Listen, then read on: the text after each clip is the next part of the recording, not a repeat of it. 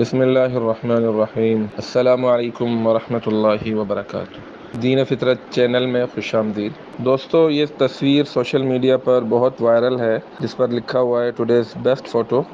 ہماری نظر سے بھی یہ تصویر گزری اور ہم نے دیکھا کہ لاکھوں لوگوں نے اس کو لائک کیا، ہزاروں نے دل والے اور کیئر والے ایموجی بنائے اس فوٹو کے لیے۔ کمنٹس میں بہت سے لوگ لکھتے ہیں کہ یہ سید عبدالقادر شاہ جیلانی رحمۃ اللہ علیہ کی اولاد سے ہیں۔ بہت سے لوگ کہہ رہے ہیں کہ ان کے چہرے پر کتنا نور ہے۔ ہم اس بحث سے قطع نظر کہ یہ عبدالقادر شاہ جیلانی رحمۃ اللہ علیہ کی اولاد ہیں یا نہیں، ہم یہی کہیں گے کہ یہ بہت نیک اور عبدالقادر شاہ جیلانی رحمۃ اللہ علیہ کی اولاد سے ہو سکتے ہیں، لیکن ان کے چہرے کو لے کر جو لوگ کمنٹ کر رہے ہیں کہ کتنا نورانی چہرہ ہے، ان کے لیے ہمارا یہ پیغام ہے کہ یہ جلد کی ایک بیماری ہے جو کسی بھی شخص کو ہو سکتی ہے، اور اس کے بعد اس کے چہرے کا کلر اس طرح کا ہو سکتا ہے۔ تو کیا اسلام کا یہی معیار ہے کہ اگر کسی کے جلد کا کلر سفید ہوگا، گورا ہوگا، یا اس طرح جس طرح اس فوٹو میں دکھایا جا رہا ہے یہ کلر ہوگا تو وہ نیک ہوگا؟